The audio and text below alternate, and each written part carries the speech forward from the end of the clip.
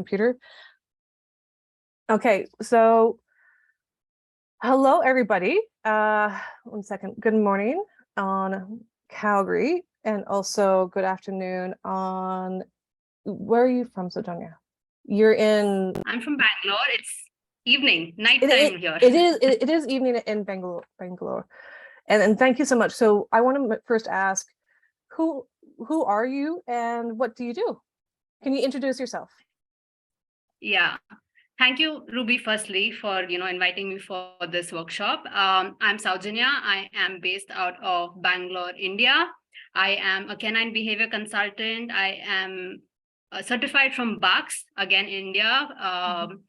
And I work with dog parents, who have obviously, concerns with their dogs, difficult situations that they're unable to manage with their dogs.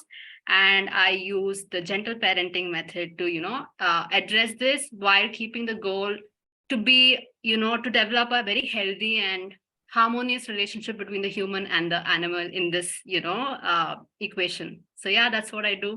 That's fantastic. And of course, my two dogs, Sammy and Zoe, they're the inspiration for whatever I do. So I think it wouldn't be complete. My introduction wouldn't be complete without them. Well, we always have our own muses, right? Yeah.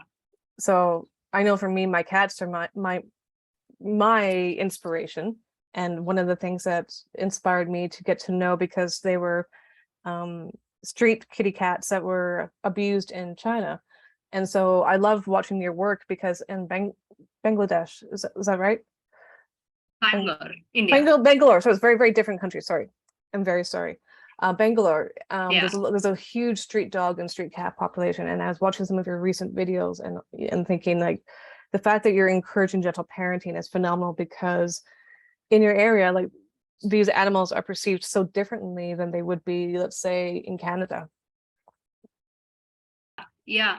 I think the perception of obviously free living dogs is very different depending on where you're from, and also what kind of rights they have, and what kind of duties, you have towards them. I think that all is the perception of dogs, and I feel like in a lot of parts of India, the perception is quite positive, Okay. barring obviously some media representation, I guess. Yeah. So that's the thing. So can you explain gentle parenting so we can kind of give an idea about people for your upcoming topic, which was on July 10th to 17th. Before I forget, she's going to probably do it pre-recorded. So anybody who's really interested about gentle parenting, we're going to have the Zoom links up on this page soon. And we're going to have all that information going forth. But she'll probably do her presentation pre-recorded, because it is so late right now. So right now is, I think, 9 p.m. in 9:30 p.m. Yeah. Oh my goodness. Well, thank you so much for staying up so late. I really appreciate that. Yeah, that's okay. I'm a night owl, so that it's not too late for me yet.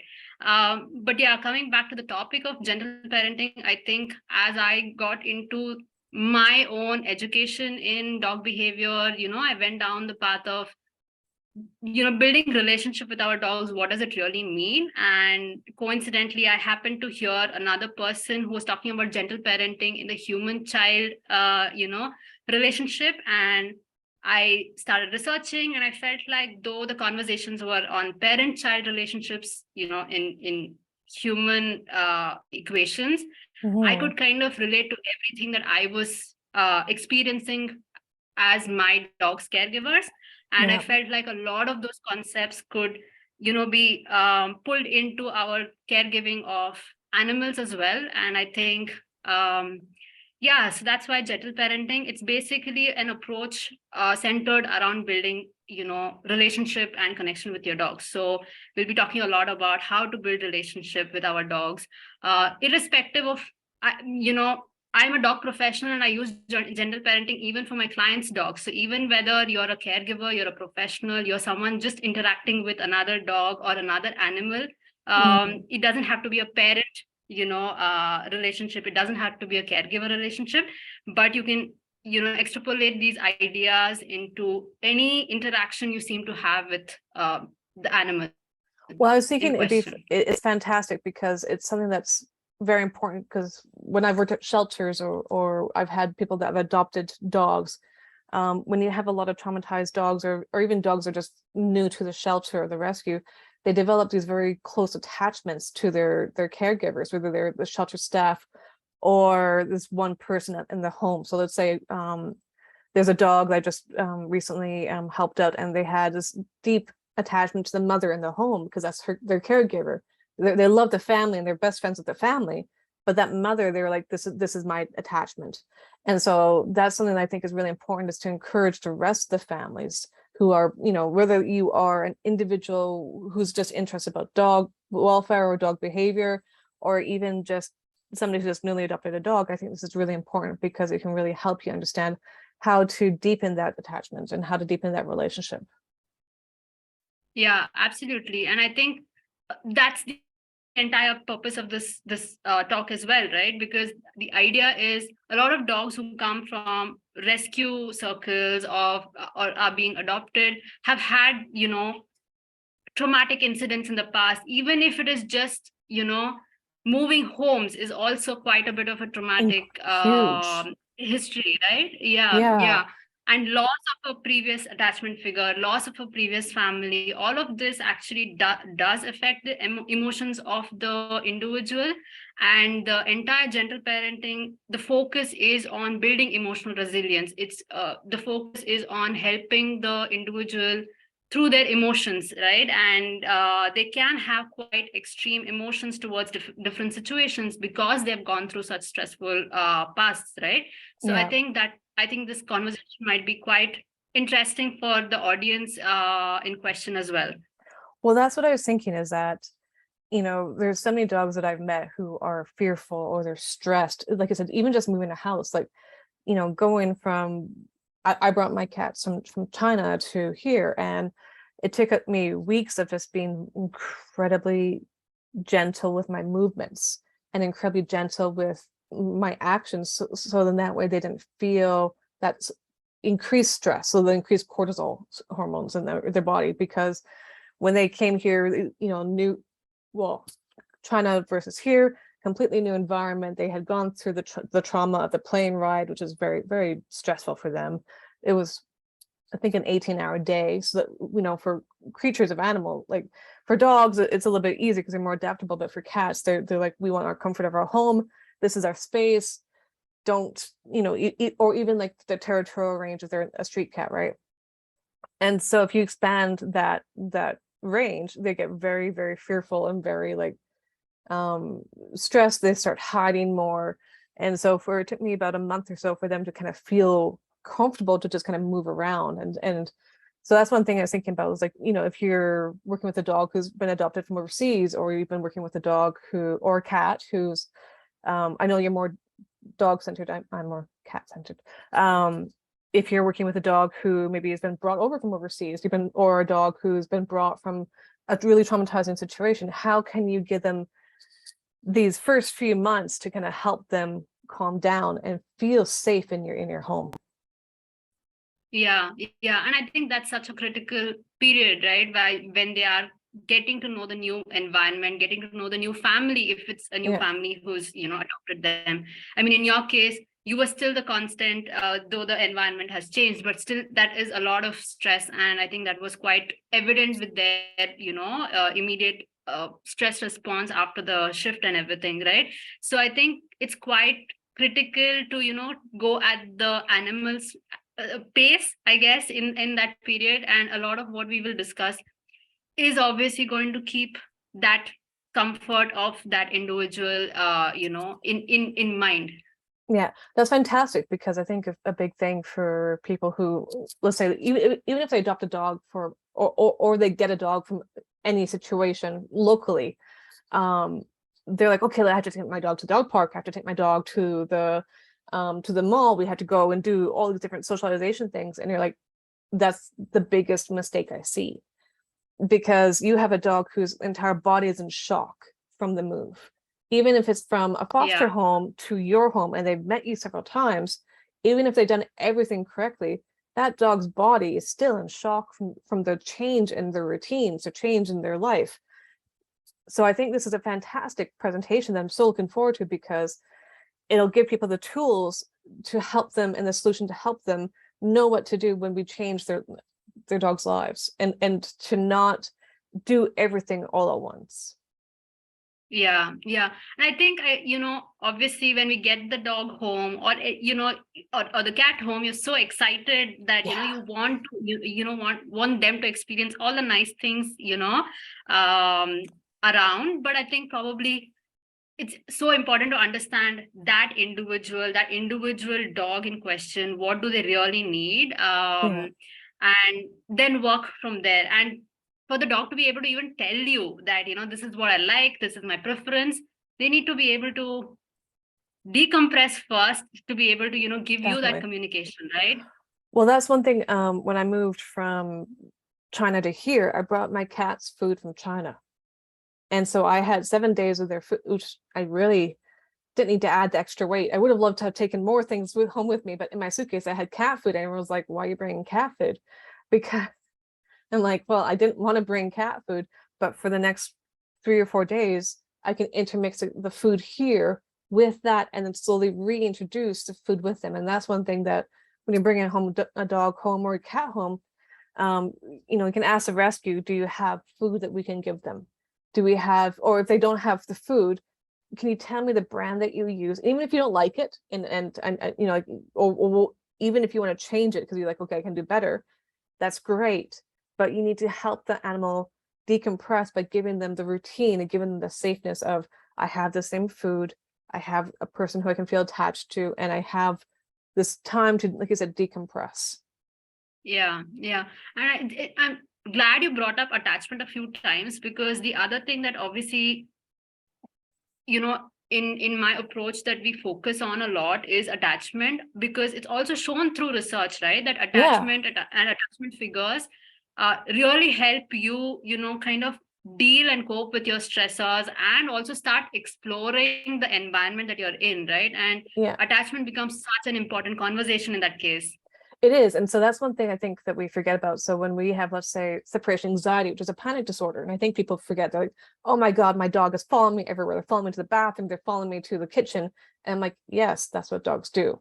That's what my cats do. Like, I cannot go into the kitchen without having a cat coming behind me going, what's in there for me? Right. We rewarded them. Like, you are attached to them. This is not a bad thing. This is not anxiety. Generalized anxiety is kind of like a worry for something, like if you turn around the corner, like, oh, that's where the vet clinic is. Oh, and they turn around the corner and they kind of get a little bit nervous because they know that's where the vet clinic is. Yeah. Or they, again, separation anxiety is a panic disorder. It is where, and that's many people will be like, oh, my dog has separation anxiety because they're following me in the bathroom. I'm like, no, that's because they love you.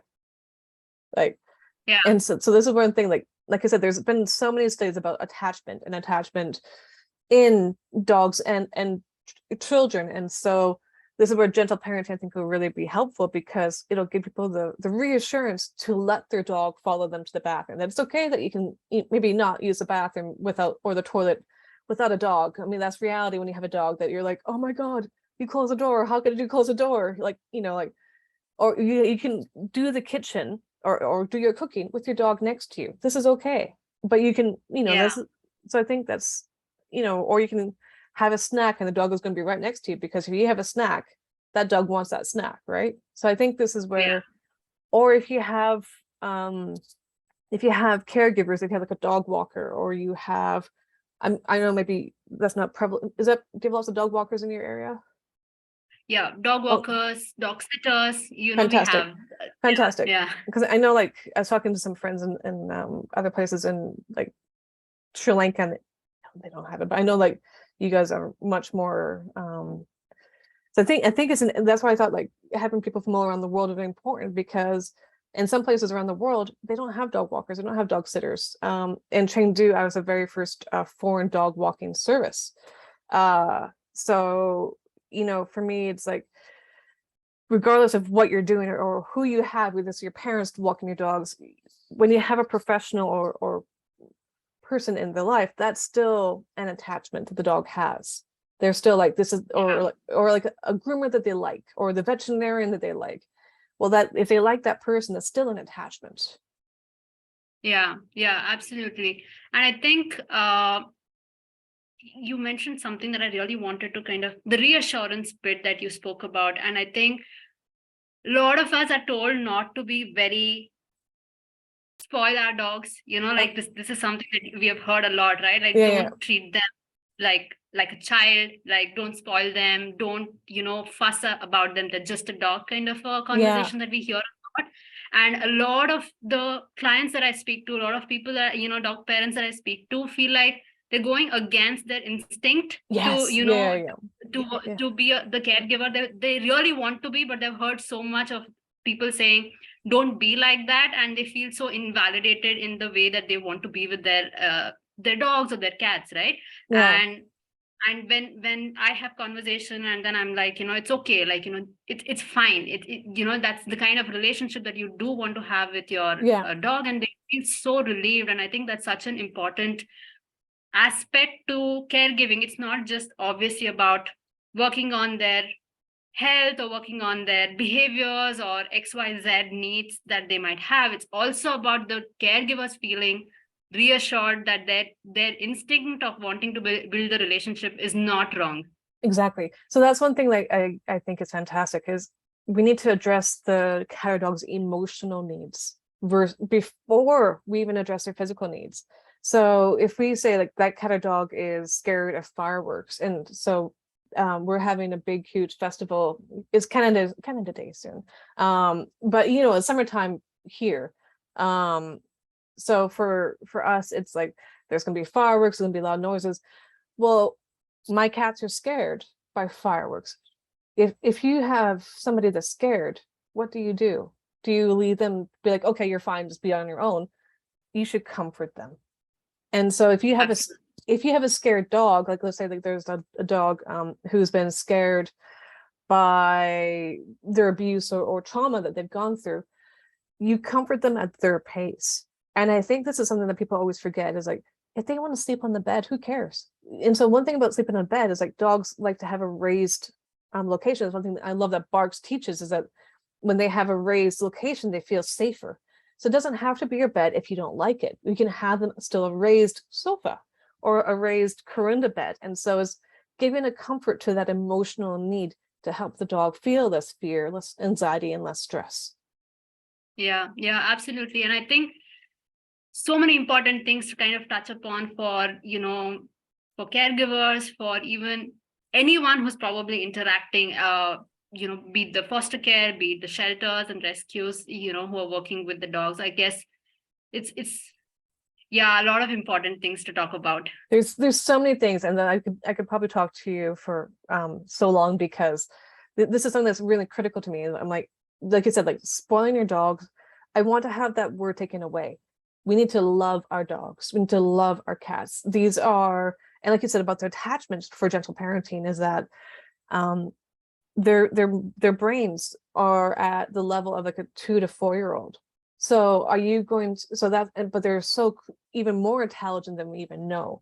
And they can problem solve so well. And like I was just thinking about the dogs who just saved the kids in the Colombian jungle. Like dogs are trained for something because their intelligence is so much more than we can even imagine, but their emotional needs are between, let's say, a 2 to 4 year old toddler, right? So Yeah. we need to take these techniques, like the gentle parenting techniques, and help the dogs feel loved. And when they feel loved, they can be a dog.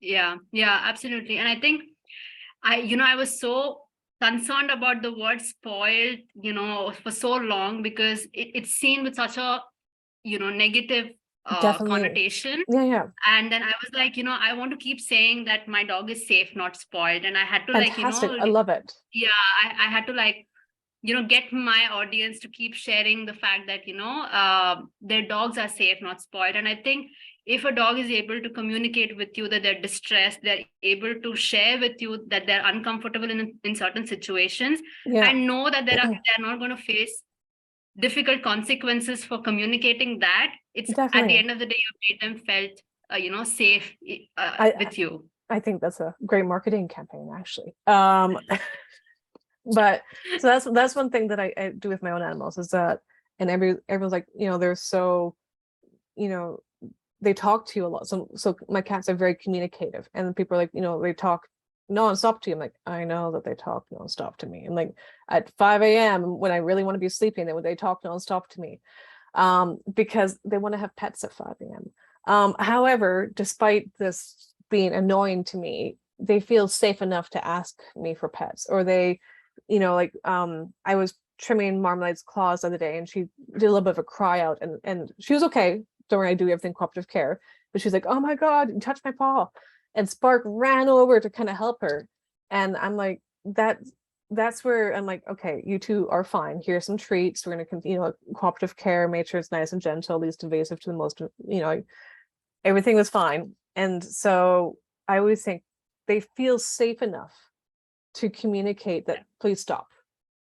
They, they feel safe enough to say, meow, like, this is okay, this is enough for me, I'm done for the day. And then Spark is going to go help his best friend. So it's kind of like, that's what you want, whether it's a dog or a cat, or let's say like you are doing nail trims on your dog and your dog pulls their paw back. Well, that's them saying stop. Or you're doing things that let's say you're walking your dog and your dog just stops. Because that's one thing, like if your dog just stops on a walk, don't just keep dragging them. Understand why they stop. Why are they, what are they doing? And so this is where, if you allow our dogs to communicate how they feel, or our cats, then we can help them feel more confident. When they feel more confident, they feel like they have more control over the situation, they have more choices. And when they have more choices, you're just creating a very empowered animal or family member. Yeah, absolutely. I think addressing their concerns, underlying reasons for whatever they're doing, and giving them, as you rightly said, empowering them can make such a big difference in their emotional well-being, right? Yeah, definitely. And that's obviously a bigger priority, and I'm seeing that a lot with my older dog Sammy now, because of course I knew what was the reason why I was doing whatever I was doing, but the whole extent of what we are doing, I seem to realize now when he's fallen sick and he can come, when we have to do multiple vet runs, when we have to do like long drives to get to the vet, do the vet exams and things like that, he is able to cope with that stress that happens on a regular basis now, and also regulate himself and say, okay, today I don't have the energy to do this, not pushing himself beyond what he can do, what his body can take, which I guess if a few years back he would have done it, right? And I think that is so much a bigger priority than my dog responding to a few cues and commands, right? I think that is the goal, I think, for me. And I think that's why this entire approach just resonated with me entirely when I just heard about it. And then I went, into the whole, research of this entire approach. Well, and so I was thinking when you're talking about that, so I walk one dog. I've stopped my dog walking because I just don't have much time. But I still kept on one dog who I've been walking for the last 3 years because he's my buddy. But we were walking last week and it was a little bit hot, but I was like, okay, it's not too hot. Like but he's had a few changes in his home. One of his best friend, one of his people are on vacation with their family, and he's with his the other partner. And so it's just him and the other partner home. So it's had this big life change.